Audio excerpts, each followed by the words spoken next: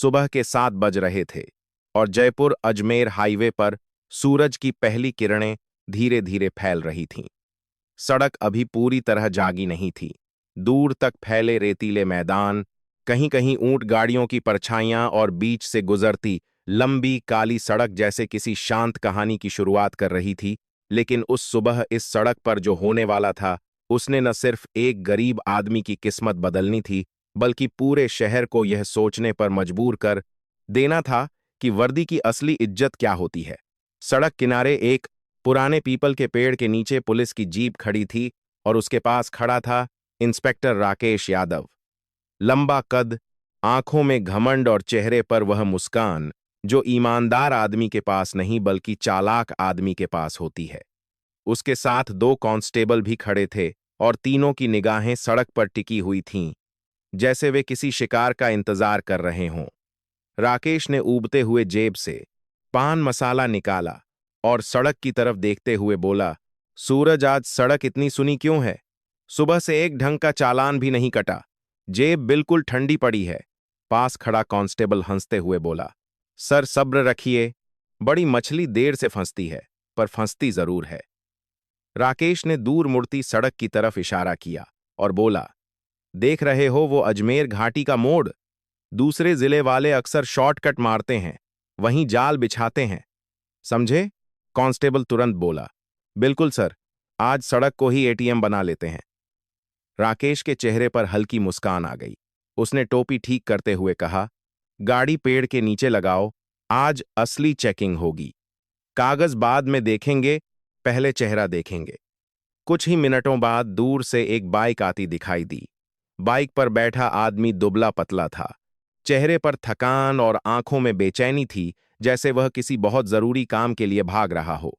राकेश ने तुरंत हाथ उठाकर इशारा किया, ओए साइड में लगा। बाइक धीरे से रुक गई और आदमी घबराकर उतर गया। राकेश ने उसे ऊपर से नीचे तक देखा और सख्त आवाज में पूछा, हेलमेट कहाँ है? आदमी ने घबराते हुए जवाब दिया, साहब, हेलमेट घर पर रह गया, जल्दी में निकलना पड़ा। राकेश ने तिरछी नजर से उसे देखा और बोला, जल्दी में कौन सी ट्रेन छूट रही थी तेरी? आदमी की आवाज कांप रही थी। वह बोला, साहब, मेरी पत्नी अस्पताल में भर्ती है, डॉक्टर ने तुरंत दवाई मंगाई है, वही लेने शहर जा रहा हूं। कुछ पल के लिए हवा जैसे थम गई, लेकिन राकेश के चेहरे पर कोई असर नहीं पड़ा।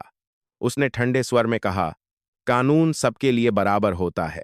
बिना हेलमेट, बिना कागज, 5,000 का चालान। आदमी का चेहरा पीला पड़ गया। वह हाथ जोड़कर बोला, 5,000 साहब, मेरे पास कुल 2,000 हैं, वो भी दवाई के लिए। अगर आप ले लेंगे तो मेरी पत्नी मर जाएगी। कांस्टेबल हल्का सा हंस पड़ा। राकेश धीरे धीरे उसके करीब आया और बोला, मेरी पत्नी, मेरी पत्नी, ये सब ड्रामा कहीं और करना। पैसे निकाल, नहीं तो बाइक सीज। आदमी लगभग रोते हुए बोला, साहब रहम कर दीजिए, मैं गरीब आदमी हूं। राकेश ने उसकी जेब में हाथ डालकर नोट निकाल लिए और बोला, 2,000 ही हैं, चल आज मूड ठीक है, भाग यहां से, अगली बार दिखा तो खाल उतरवा दूंगा। आदमी की आंखों में आंसू भर आए। उसने धीमे से कहा, भगवान सब देख रहा है साहब। राकेश हंस पड़ा और बोला, भगवान से बोल पहले हेलमेट पहनना सिखा दे। वह आदमी बाइक स्टार्ट करके जल्दी से निकल गया, लेकिन उसे नहीं पता था कि अस्पताल में उसकी पत्नी की हालत हर मिनट बिगड़ रही थी। सड़क किनारे चाय बेचने वाला एक बूढ़ा आदमी यह सब देख रहा था। उसने कीज में फिल्बस सिमे धीरे से कहा, बेटा, गरीब की आह बहुत भारी होती है। राकेश ने उसकी तरफ घूरते हुए कहा, चाय बना, दर्शन मत दे। सड़क फिर कुछ देर के लिए शांत हो गई। रेगिस्तान की हवा धीरे धीरे बह रही थी और दूर तक सन्नाटा फैला हुआ था। लेकिन तभी दूर से एक भारी आवाज सुनाई देने लगी, जैसे कई बड़े इंजन एक साथ चल रहे हों। कांस्टेबल ने सड़क की तरफ देखा और बोला, सर, कुछ बड़े ट्रक आ रहे हैं। धूल के बादल के बीच से धीरे धीरे सैन्य ट्रकों का एक काफिला दिखाई देने लगा। कांस्टेबल की आंखें चमक उठीं। वह उत्साह से बोला, सर, लगता है आज किस्मत खुलने वाली है। राकेश मुस्कुराया और बोला, कहा था ना, शिकार खुद चलकर आता है। कुछ ही क्षणों में ट्रकों का काफिला उनके सामने आकर रुक गया। पहले ट्रक का दरवाजा खुला और एक महिला अधिकारी नीचे उतरी। उसका कद ऊंचा था, चेहरा शांत लेकिन सख्त था। और आंखों में अजीब सी दृढ़ता दिखाई दे रही थी। उसकी वर्दी पर चमकते सितारे साफ बता रहे थे कि वह कोई साधारण अधिकारी नहीं है।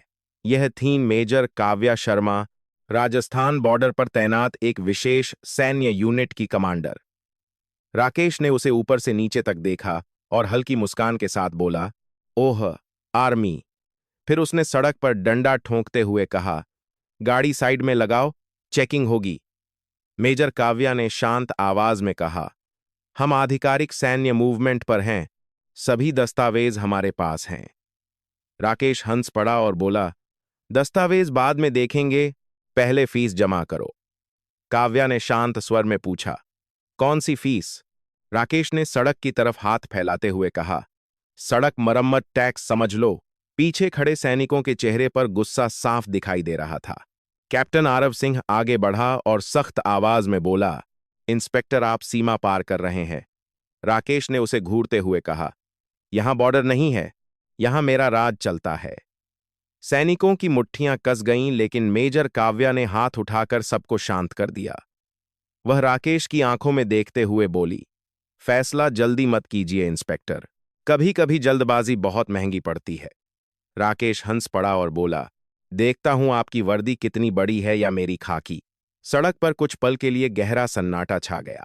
रेगिस्तान की हवा भी जैसे थम गई थी। राकेश को बिल्कुल अंदाजा नहीं था कि वह जिस महिला अधिकारी को रोक रहा है वह सिर्फ एक आर्मी ऑफिसर नहीं है, बल्कि एक ऐसी कमांडर है जिसने पिछले साल सीमा पर एक खतरनाक आतंकवादी ऑपरेशन में पूरी बटालियन की जान बचाई थी, और उसे यह भी नहीं पता था कि उसके हर शब्द और हर हरकत पहले से ही रिकॉर्ड हो रहे हैं, और बहुत जल्द उसकी यही आवाज उसके करियर का सबसे बड़ा सबूत बनने वाली है। लेकिन असली तूफान अभी शुरू भी नहीं हुआ था, क्योंकि उसी शहर में कुछ किलोमीटर दूर एक अस्पताल के अंदर कुछ हथियारबंद लोग एक खतरनाक खेल शुरू करने वाले थे, और उस खेल का अंत पूरे जयपुर शहर को हिला देने वाला था। जयपुर अजमेर हाईवे पर हवा जैसे थम गई थी। सड़क के बीच खड़ी सेना की गाड़ियां और सामने डंडा टिकाए खड़ा इंस्पेक्टर राकेश यादव। उसके चेहरे पर वही घमंडी मुस्कान थी, जैसे उसे पूरा यकीन हो कि इस सड़क पर जो चाहे वह कर सकता है। दूसरी तरफ खड़ी थीं मेजर काव्या शर्मा। उनकी आंखों में गुस्सा नहीं था, बल्कि एक अजीब सी शांति थी, वही शांति जो किसी ऐसे इंसान के पास होती है जिसे पता हो कि सच आखिरकार जीतता ही है। पीछे खड़े सैनिक सब कुछ देख रहे थे। कैप्टन आरव सिंह की मुट्ठियां कस चुकी थीं, लेकिन मेजर काव्या ने हल्के से हाथ उठाकर इशारा किया और सब शांत हो गए। राकेश ने धीरे धीरे आगे बढ़ते हुए कहा, तो मेजर मैडम, यहां कानून मेरा चलता है। चाहे आर्मी हो या कोई मंत्री, बिना फीस दिए कोई गाड़ी आगे नहीं जाएगी। उसकी आवाज में ऐसा अहंकार था जैसे वह खुद को इस इलाके का राजा समझता हो। मेजर काव्या ने उसकी तरफ देखा और शांत स्वर में कहा, हम आधिकारिक सैन्य मिशन पर हैं, सभी कागजात हमारे पास हैं, और यह रास्ता सार्वजनिक है, हमें रोकने का कोई कारण नहीं है। राकेश जोर से हंस पड़ा, कागजात बाद में देखेंगे मेजर साहिबा, पहले फीस जमा होगी। सड़क मरम्मत टैक्स समझ लो, 5,000 निकालो और रास्ता साफ। पीछे खड़े कांस्टेबल भी मुस्कुरा रहे थे, जैसे यह सब उनके लिए रोज की बात हो। कैप्टन आरव से अब रहा नहीं गया। वह एक कदम आगे बढ़ा और बोला, इंस्पेक्टर, आप सेना के साथ बदसलूकी कर रहे हैं। राकेश ने उसे घूरा और बोला, जवान, आवाज नीचे रखो। यह बॉर्डर नहीं है जहां तुम बंदूक दिखाकर कानून बनाते हो। यह शहर है और यहां मेरा राज चलता है। यह सुनकर बाकी सैनिकों के चेहरे तमतमा उठे, लेकिन मेजर काव्या ने फिर हाथ उठाकर उन्हें शांत कर दिया। वह धीरे धीरे राकेश के करीब आईं और बोलीं, इंस्पेक्टर, कभी कभी इंसान अपनी ताकत को जरूरत से ज्यादा समझ बैठता है, लेकिन सच को सामने आने में ज्यादा वक्त नहीं लगता। राकेश ने तिरस्कार से मुस्कुराते हुए कहा, सच? सच तो यह है कि अगर अभी 5,000 नहीं दिए तो यह पूरा काफिला यहीं खड़ा रहेगा। उसने अपने कांस्टेबल को इशारा किया, चलो गाड़ी की चाबी निकालो, देखते हैं मेजर मैडम की ताकत कितनी है। एक कांस्टेबल ट्रक की तरफ बढ़ा ही था कि कैप्टन आरव ने उसका हाथ पकड़ लिया। एक पल के लिए दोनों के बीच तनाव बढ़ गया। सड़क पर खड़े लोगों ने सांस रोक ली। अगर अभी किसी ने जरा भी गलती की तो मामला हाथापाई तक पहुंच सकता था। लेकिन उसी समय मेजर काव्या की आवाज आई, आरव, पीछे हटो। उनकी आवाज में ऐसा आदेश था कि आरव तुरंत पीछे हट गया। राकेश ने व्यंग्य से कहा, अच्छा है मेजर, अपने लोगों को संभाल कर रखो, वरना पुलिस वालों पर हाथ उठाना बहुत महंगा पड़ता है। मेजर काव्या ने सीधे उसकी आंखों में देखते हुए कहा, फैसले जल्दबाजी में मत कीजिए इंस्पेक्टर, कभी कभी एक छोटी सी गलती पूरी जिंदगी बदल देती है। राकेश ने डंडा सड़क पर जोर से मारा और बोला, देखता हूं किसकी वर्दी बड़ी है, तुम्हारी या मेरी। उसी समय पीछे से एक कांस्टेबल दौड़ता हुआ आया और धीरे से राकेश के कान में बोला, सर, लगता है यह कोई बड़ी अफसर हैं। राकेश ने उसे झिड़कते हुए कहा, चुप रहो, जब तक यहां मैं हूं तब तक कोई बड़ा नहीं। उसने फिर मेजर काव्या की तरफ मुड़कर कहा, आखिरी बार कह रहा हूं, 5,000 निकालो और आगे जाओ, नहीं तो पूरी गाड़ी सीज होगी। सड़क पर खड़े कुछ स्थानीय लोग यह सब देख रहे थे। उनमें से एक वही चाय वाला बूढ़ा भी था जिसने सुबह राकेश को गरीब आदमी से पैसे लेते देखा था। वह धीरे से बुदबुदाया, आज भगवान जरूर कुछ करेगा। लेकिन राकेश को अभी भी अपनी जीत पर पूरा भरोसा था। उसने सोचा सेना वाले भी आखिरकार झुक ही जाएंगे, क्योंकि उसने अपने पूरे करियर में कभी हार नहीं मानी थी। उसे नहीं पता था कि जिस मेजर को वह धमका रहा है, उसने सीमा पर ऐसी लड़ाइयां देखी हैं जहां हर पल मौत सामने खड़ी होती है। मेजर काव्या ने एक पल के लिए अपने ट्रक की तरफ देखा। वहां लगे छोटे से कैमरे की लाल लाइट हल्के से चमक रही थी। इसका मतलब था कि रिकॉर्डिंग लगातार चल रही है। उन्होंने फिर राकेश की तरफ देखा और कहा, इंस्पेक्टर, आपने जो कहा है उसे दोबारा बोलिए। राकेश ने हंसते हुए कहा, क्यों, डर गई क्या? ठीक है, सुन लो। बिना पैसे दिए कोई गाड़ी आगे नहीं जाएगी, चाहे आर्मी हो या सरकार। यह कहते हुए वह और जोर से हंसा, लेकिन उसे अंदाजा नहीं था कि उसके हर शब्द रिकॉर्ड हो चुके हैं। तभी दूर से एक पुलिस सायरन की आवाज सुनाई दी। सभी ने मुड़कर देखा। एक सफेद एसयूवी तेजी से उनकी तरफ आ रही थी। कुछ ही क्षणों में वह गाड़ी वहां आकर रुकी और उससे उतरे एसपी विक्रम राठौड़। लंबा कद, सख्त चेहरा और तेज नजरें। इलाके के सभी पुलिस वाले उन्हें देखते ही सीधे खड़े हो गए। राकेश भी थोड़ा संभल कर खड़ा हो गया, लेकिन उसके चेहरे पर अभी भी वही आत्मविश्वास था। एसपी विक्रम ने चारों तरफ देखा और सख्त आवाज में पूछा, यहां क्या हो रहा है?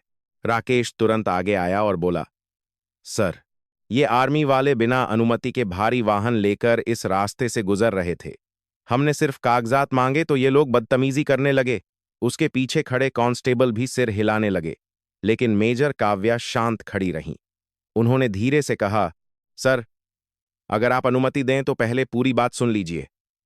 एसपी विक्रम ने उनकी तरफ देखा और कहा, जी मेजर, आप बताइए।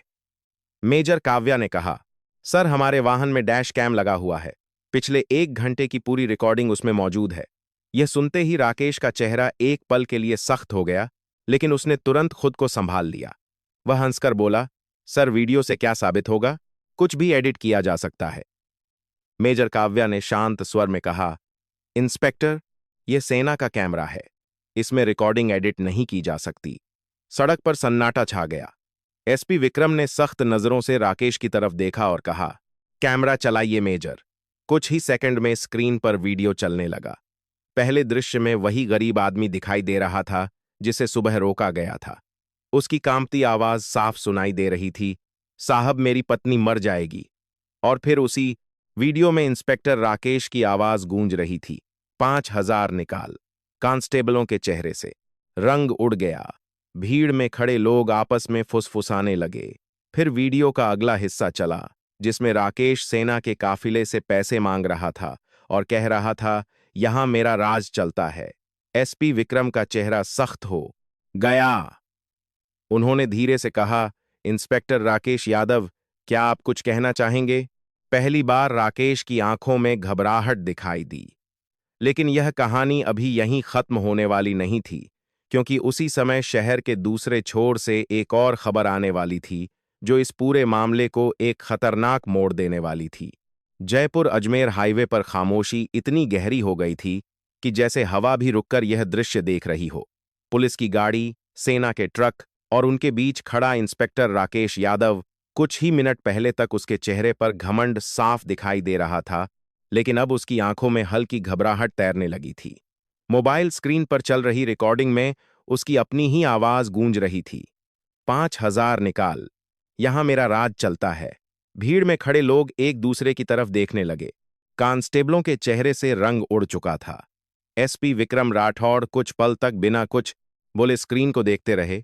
फिर धीरे धीरे उन्होंने मोबाइल नीचे किया और राकेश की तरफ देखा। उनकी नजरों में ऐसा सख्तपन था जिससे बड़े बड़े अपराधी भी डर जाते थे। उन्होंने भारी आवाज में पूछा, इंस्पेक्टर राकेश यादव, अब क्या कहोगे? राकेश ने जल्दी से खुद को संभालने की कोशिश की। उसने हकलाते हुए कहा, सर, यह सब गलतफहमी है। मैं तो बस सख्ती दिखा रहा था, पैसे लेने का इरादा नहीं था। उसके शब्द कमजोर पड़ रहे थे। एसपी विक्रम ने एक कदम आगे बढ़कर कहा, सख्ती? एक गरीब आदमी से उसकी दवाई के पैसे छीनना सख्ती है? राकेश चुप हो गया। भीड़ में खड़ा वही चाय वाला बूढ़ा आगे बढ़ा और बोला, साहब, सुबह मैंने अपनी आंखों से देखा था। इसने उस गरीब से पैसे ले लिए थे। राकेश ने उसे घूरा, लेकिन अब उसकी नजरों में पहले वाली ताकत नहीं थी। उसी समय भीड़ के पीछे से एक आदमी दौड़ता हुआ आया। वह हाँफ रहा था और उसकी आंखों में डर करता साफ दिखाई दे रहा था। वह सीधे एसपी विक्रम के सामने आकर खड़ा हो गया। ये वही आदमी था जिसे सुबह राकेश ने रोका था, इमरान अली। उसकी आवाज कांप रही थी। साहब, मेरी पत्नी अस्पताल में है। डॉक्टर ने कहा है अगर दवाई नहीं मिली तो वह बच नहीं पाएगी। उसकी आंखों से आंसू बहने लगे। उसने जेब से खाली पर्ची निकालकर दिखाई। मेरे पास पैसे नहीं बचे, रास्ते में इन साहब ने ले लिए। पूरे माहौल में एक अजीब सा सन्नाटा फैल गया। एसपी विक्रम ने धीरे धीरे राकेश की तरफ देखा और सख्त आवाज में कहा, इंस्पेक्टर, वर्दी की ताकत लोगों की मदद के लिए होती है, उन्हें लूटने के लिए नहीं। राकेश अब पूरी तरह टूटने लगा था, लेकिन उसके पास बचाव का कोई रास्ता नहीं था। वीडियो सब कुछ साफ दिखा चुका था। एसपी विक्रम ने तुरंत आदेश अमानदेन करने की दिया। इंस्पेक्टर राकेश यादव, आपको तत्काल प्रभाव से निलंबित किया जाता है। अपनी बेल्ट और कैप जमा कीजिए। यह सुनते ही आसपास खड़े सभी पुलिसकर्मी एकदम चुप हो गए। राकेश के हाथ कांपने लगे। उसने धीरे धीरे अपनी बेल्ट उतारी और एसपी को दे दी। उसकी टोपी भी नीचे झुक गई। कुछ देर पहले तक जो आदमी खुद को इस सड़क का राजा समझ रहा था, अब सिर झुकाकर खड़ा था। उसी समय मेजर काव्या आगे बढ़ी। उन्होंने इमरान की तरफ देखा और पूछा, तुम्हारी पत्नी किस अस्पताल में है? इमरान ने जवाब दिया, सिटी केयर हॉस्पिटल, जयपुर में। मेजर काव्या ने तुरंत अपने सैनिक की तरफ मुड़कर कहा, आरव, मेडिकल किट निकालो। कुछ ही मिनटों में सैनिकों ने इमरान को पैसे और जरूरी दवाइयां दे दी। इमरान की आंखों में कृतज्ञता भर आई। वह हाथ जोड़कर बोला, मैडम, अगर आप नहीं होती तो मेरी पत्नी। उसकी आवाज रुक गई। मेजर काव्या ने उसे रोकते हुए कहा, जाओ, जल्दी अस्पताल पहुंचो, अभी देर मत करो। इमरान तुरंत बाइक लेकर निकल गया। सड़क पर खड़े लोग यह सब देख रहे थे और धीरे धीरे फुसफुसाने लगे। किसी ने कहा, सच में सेना वाले अलग होते हैं। किसी ने कहा, आज भगवान ने इंसाफ कर दिया। लेकिन उसी समय एसपी विक्रम के फोन की घंटी बजी। उन्होंने कॉल उठाया और जैसे जैसे सामने से आवाज आती गई, उनका चेहरा गंभीर होता गया।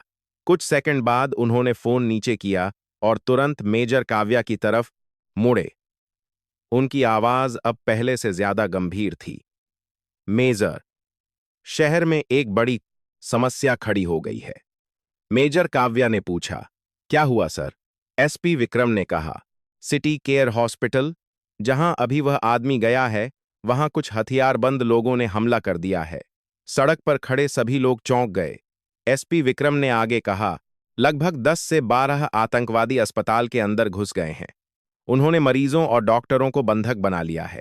मेजर काव्या की आंखें एक पल के लिए सख्त हो गईं। उन्होंने तुरंत पूछा, क्या कोई स्पेशल फोर्स वहां पहुंची? एसपी विक्रम ने सिर हिलाया।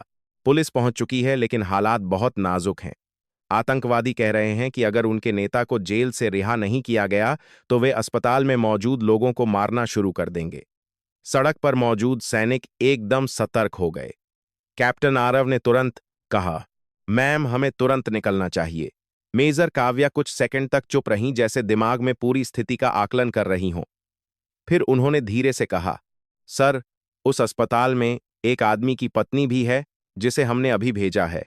एसपी विक्रम ने गंभीरता से सिर हिलाया। मुझे पता है। मेजर काव्या ने बिना देर किए फैसला ले लिया।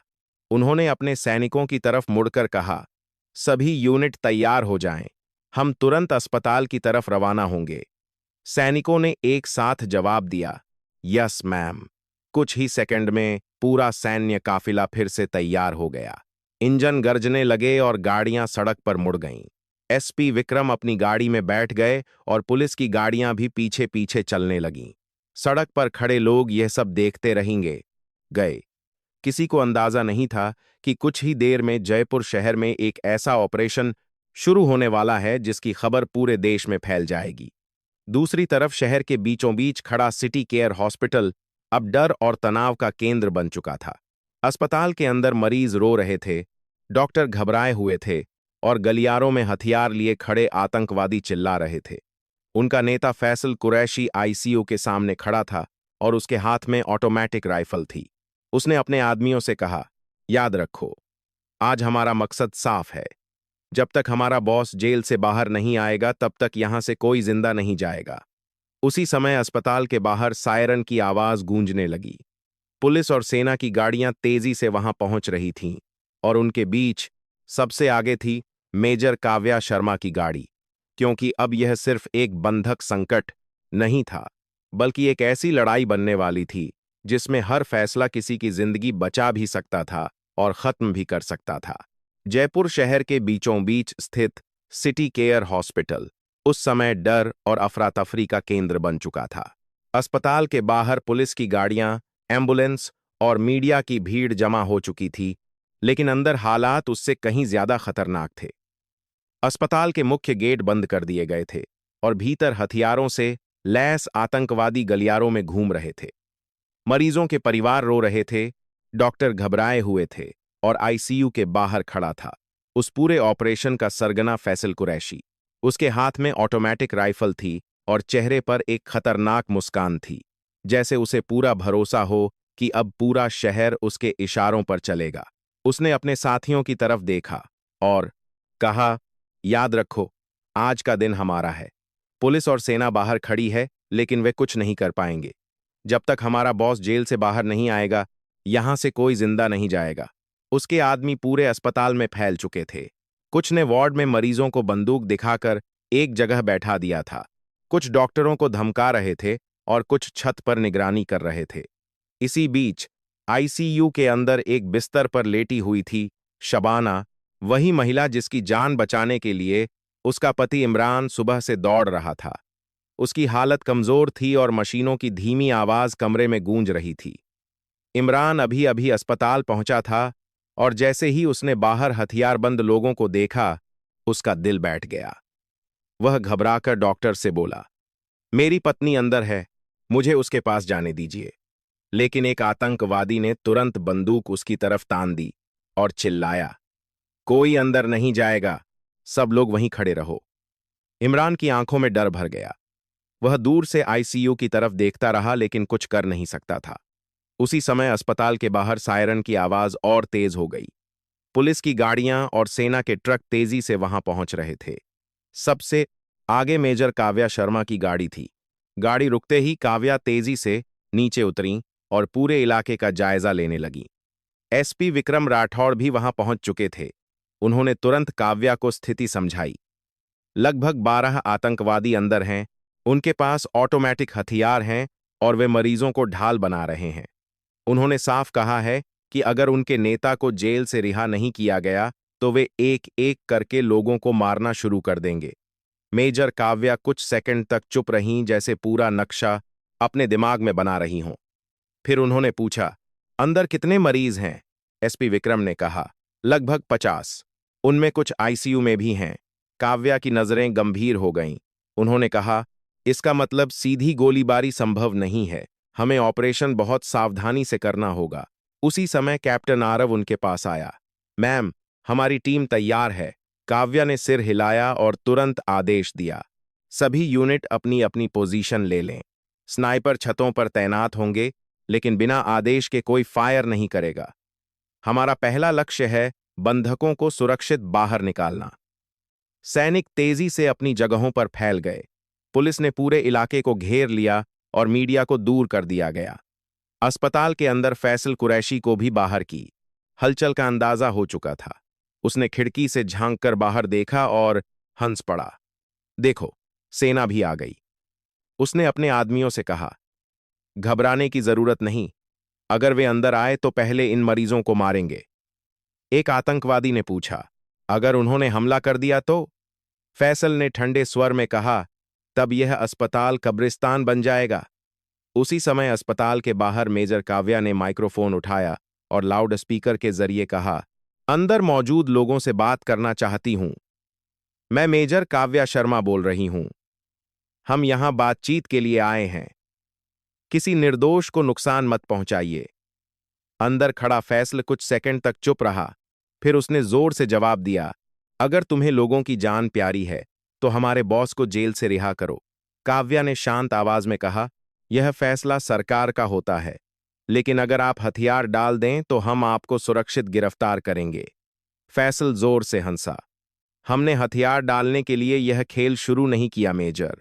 अगर 1 घंटे में हमारे बॉस को यहां नहीं लाया गया तो हम एक जानता है मरीज को मार देंगे। अस्पताल के अंदर बैठे लोगों में डर फैल गया। कुछ महिलाएं रोने लगीं, बच्चे अपनी मांओं से लिपट गए। इमरान भी भीड़ में खड़ा सब कुछ सुन रहा था। उसकी आंखें आईसीयू के दरवाजे पर टिकी थीं। वह सिर्फ यही सोच रहा था कि अगर कुछ हुआ तो उसकी पत्नी बच नहीं पाएगी। बाहर खड़ी मेजर काव्या ने स्थिति को ध्यान से समझा। वह जानती थीं कि आतंकवादी समय का दबाव बनाकर सरकार को मजबूर करना चाहते। उन्होंने एसपी विक्रम से कहा, हमें समय चाहिए और उन्हें यह महसूस नहीं होना चाहिए कि हम हमला करने वाले हैं। एसपी विक्रम ने पूछा, आप क्या सोच रही हैं? काव्या ने धीमे स्वर में कहा, हम बातचीत जारी रखेंगे और इसी बीच मरीजों को धीरे धीरे बाहर निकालने का रास्ता बनाएंगे। उन्होंने फिर माइक्रोफोन उठाया और कहा, फैसल, अगर तुम्हें अपने बॉस को छुड़ाना है तो हमें भरोसा चाहिए। पहले कुछ मरीजों को बाहर आने दो ताकि हम सरकार से बात कर सकें। अंदर खड़ा फैसल कुछ पल के लिए सोच में पड़ गया। उसे लगा कि शायद यह सौदा उसके काम आ सकता है। उसने अपने आदमी से कहा, 10 मरीज बाहर भेज दो, लेकिन याद रखना अगर कोई चाल चली गई तो बाकी सबको मार देंगे। कुछ ही मिनटों बाद अस्पताल का मुख्य दरवाजा थोड़ा खुला और कुछ मरीज कांपते हुए बाहर आने लगे। बाहर खड़े सैनिक तुरंत उन्हें सुरक्षित जगह ले गए। यह ऑपरेशन धीरे धीरे आगे बढ़ने लगा। हर बार कुछ मरीज बाहर आते और काव्या बातचीत जारी रखती, लेकिन अंदर फैसल भी चालाक था। उसे धीरे धीरे शक होने लगा कि शायद सेना कोई योजना बना रही है। उसने अपने आदमी से कहा, आईसीयू पर नजर रखो। अगर कुछ गड़बड़ हुई तो सबसे पहले वहीं हमला करेंगे। आईसीयू के अंदर मशीनों की आवाज अभी भी चल रही थी और शबाना की सांसें कमजोर होती जा रही थीं। बाहर खड़ा इमरान हर बार दरवाजा खुलने पर उम्मीद से देखता, लेकिन अभी तक उसकी पत्नी बाहर नहीं आई थी। उधर मेजर काव्या ने अपनी टीम को गुप्त संकेत दिया।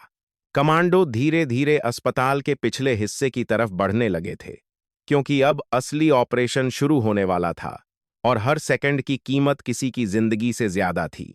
सिटी केयर हॉस्पिटल के बाहर रात धीरे धीरे उतरने लगी थी, लेकिन वहां मौजूद हर व्यक्ति के लिए समय जैसे थम गया था। पुलिस की गाड़ियां, सेना के ट्रक, एम्बुलेंस और चारों तरफ फैली बेचैनी इस बात का संकेत दे रही थी कि अब जो होने वाला है वह सिर्फ एक ऑपरेशन नहीं, बल्कि जिंदगी और मौत के बीच की लड़ाई है। अस्पताल के अंदर फैसल कुरैशी और उसके हथियारबंद साथी अभी भी मरीजों और डॉक्टरों को बंदूक की नोक पर पकड़े हुए थे। हर कुछ मिनट में उनकी चीखें और धमकियां गलियारों में गूंज जाती थीं। बाहर खड़ी मेजर काव्या शर्मा ने पूरे इलाके का नक्शा सामने फैला रखा था और उनकी आंखें हर छोटी से छोटी जानकारी को पकड़ने की कोशिश कर रही थीं। उनके आसपास कैप्टन आरव और स्पेशल कमांडो यूनिट के सदस्य खड़े थे। एसपी विक्रम राठौड़ भी वहीं मौजूद थे और सभी को पता था कि अब एक भी गलती दर्जनों लोगों की जान ले सकती है। मेजर काव्या ने धीमी आवाज में कहा, हमारे पास ज्यादा समय नहीं है। फैसल को शक होने लगा है, और अगर उसे जरा भी अंदाजा हुआ कि हम हमला करने वाले हैं तो वह मरीजों को मारना शुरू कर देगा। कैप्टन आरव ने पूछा, मैम, योजना क्या है? काव्या ने नक्शे पर उंगली रखते हुए कहा, अस्पताल के पीछे एक सर्विस एंट्री है जो सीधे आईसीयू कॉरिडोर तक जाती है। फैसल का ध्यान सामने के गेट पर है। अगर हमारी कमांडो टीम वहां से अंदर पहुंच गई तो हम आतंकवादियों को अलग अलग हिस्सों में बांट सकते हैं। एसपी विक्रम ने सिर के 2000 ते हैं हिलाया। लेकिन मरीजों का क्या?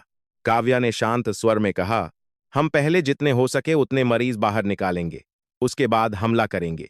उसी समय अस्पताल के अंदर फैसल कुरैशी अपने आदमियों के साथ खड़ा था। उसकी नजर बार बार खिड़की से बाहर जा रही थी, जहां सेना और पुलिस की हलचल बढ़ती जा रही थी। उसने अपने साथी से कहा, मुझे यह सब पसंद नहीं आ रहा। वे लोग कुछ योजना बना रहे हैं, एक आतंकी बोला, लेकिन अभी तक उन्होंने हमला नहीं किया। फैसल ने गुस्से से कहा, क्योंकि वे सही समय का इंतजार कर रहे हैं। उसी समय उसने देखा कि बाहर से फिर कुछ मरीजों को बाहर जाने दिया जा रहा है। वह कुछ सेकंड तक सोचता रहा, फिर बोला, ठीक है, उन्हें जाने दो। इससे हमें भी फायदा है। कम लोग रहेंगे तो नियंत्रण आसान होगा। धीरे धीरे अस्पताल से और मरीज बाहर आने लगे। सैनिक उन्हें तुरंत सुरक्षित एम्बुलेंस तक पहुंचा रहे थे। बाहर खड़ा इमरान हर बार उम्मीद से दरवाजे की तरफ देखता, लेकिन उसकी पत्नी अभी भी आईसीयू के अंदर थी। उसका दिल जोर जोर से धड़क रहा था। वह बार बार भगवान से प्रार्थना कर रहा था कि किसी तरह उसकी पत्नी बच जाए। दूसरी तरफ मेजर काव्या का ध्यान पूरी तरह ऑपरेशन पर था। उन्होंने अपने कमांडो टीम को संकेत दिया। 5 स्पेशल कमांडो धीरे धीरे अस्पताल के पीछे की दीवार की तरफ बढ़े। अंधेरा गहरा हो चुका था, और यही उनके लिए सबसे बड़ा फायदा था। दीवार के पास पहुंचकर उन्होंने चुपचाप सर्विस गेट का लॉक तोड़ा और अंदर घुस गए। अस्पताल के अंदर अभी भी आतंकवादियों की आवाजें गूंज रही थीं, लेकिन उन्हें अंदाजा नहीं था कि मौत धीरे धीरे उनके पीछे पहुंच चुकी है। कमांडो टीम बिल्कुल चुपचाप आगे बढ़ती रही। उनके कदम इतने हल्के थे कि फर्श की आवाज भी नहीं हुई। उसी समय सामने वाले हिस्से में मेजर काव्या बातचीत जारी रखे हुए थीं, ताकि आतंकवादियों का ध्यान वहीं बना रहे। उन्होंने लाउड स्पीकर से कहा, फैसल, अगर तुम सच में अपने लोगों की जान बचाना चाहते हो तो शांत रहो, हम बातचीत कर सकते हैं। अंदर खड़ा फैसल हंसा, बातचीत? तुम लोग सिर्फ समय खरीद रहे हो। काव्या ने जवाब दिया, समय ही जिंदगी बचाता है। फैसल कुछ पल चुप रहा। उसे लग रहा था कि शायद सेना सच में बातचीत करना चाहती है, लेकिन उसके भीतर का शक अभी भी जिंदा था। उसी समय अस्पताल के पीछे वाले कॉरिडोर में कमांडो टीम आईसीयू के करीब पहुंच चुकी थी। उन्होंने धीरे से दरवाजा खोला और अंदर झांका। 2 आतंकवादी वहां पहरा दे रहे थे।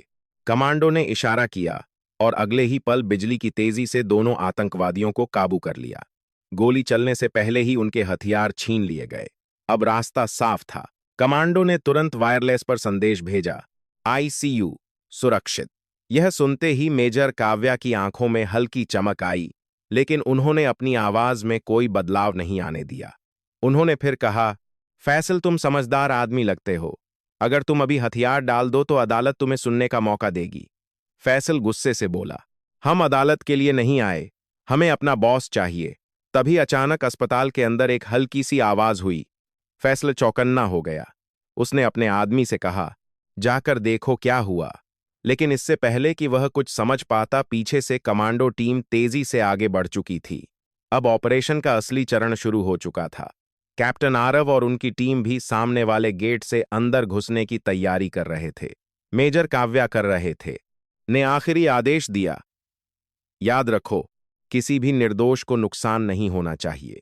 अगले ही पल कमांडो अस्पताल के अलग अलग हिस्सों में फैल गए।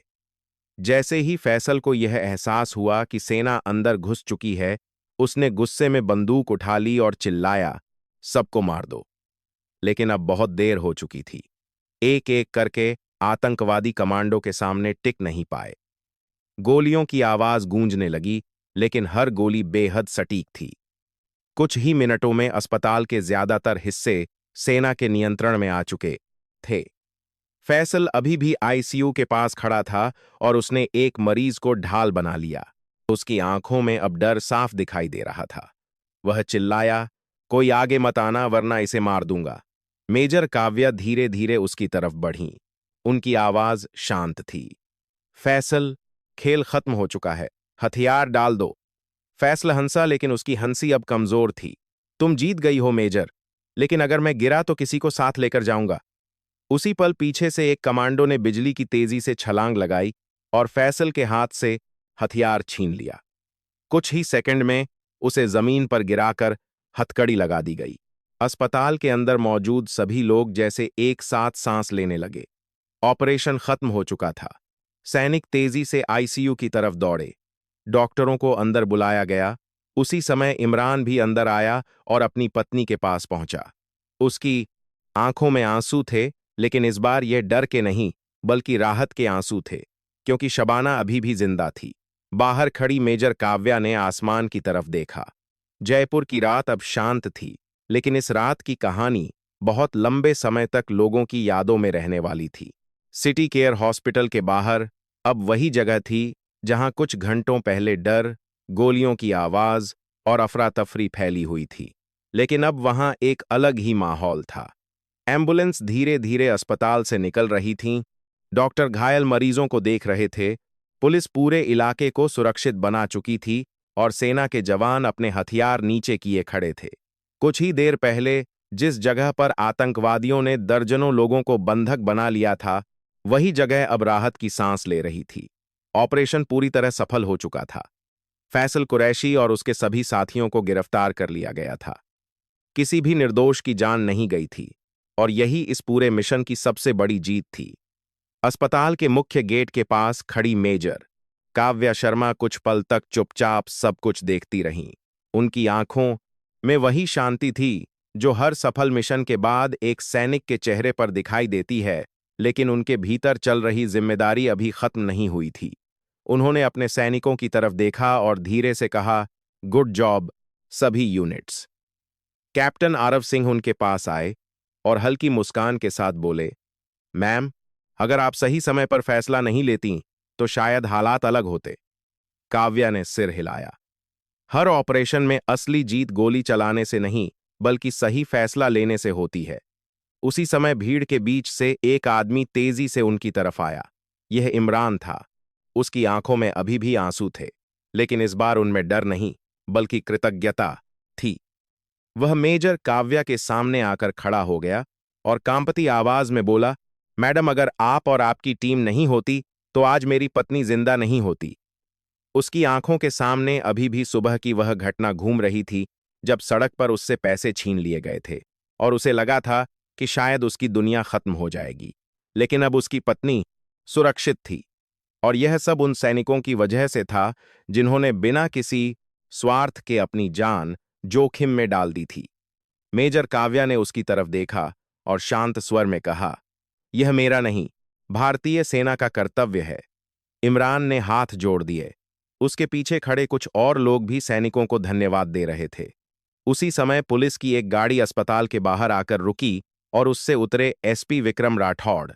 उन्होंने मेजर काव्या के पास आकर कहा, मेजर, आज आपने न सिर्फ इस शहर के लोगों की जान बचाई है बल्कि यह भी साबित कर दिया कि असली नेतृत्व क्या होता है।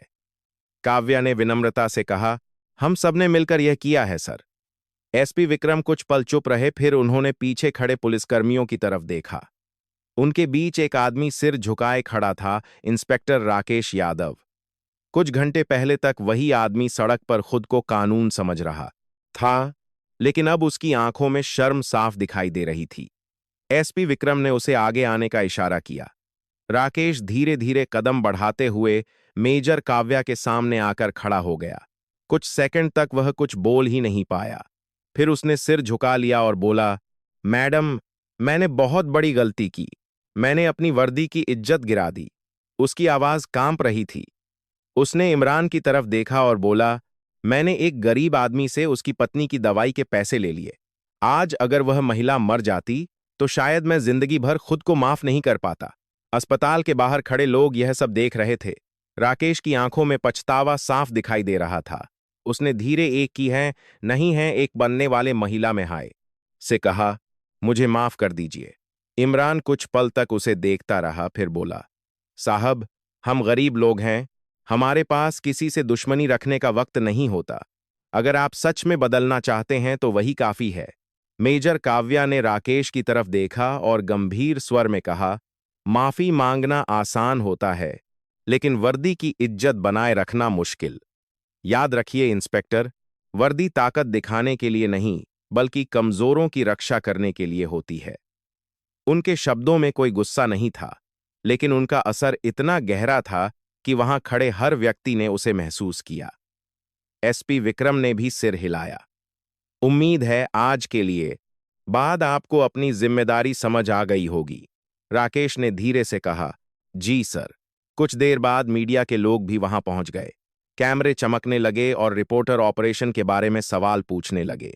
लेकिन मेजर काव्या ने सिर्फ इतना कहा, आज की जीत किसी एक व्यक्ति की नहीं, बल्कि हर उस सैनिक की है जो देश की रक्षा के लिए अपनी जान जोखिम में डालता है। उसी रात पूरा जयपुर इस ऑपरेशन की खबर से गूंज उठा। टीवी चैनलों पर हर जगह उसी की चर्चा थी। लोग कह रहे थे कि अगर सेना समय पर नहीं पहुंचती तो शायद दर्जनों लोगों की जान चली जाती।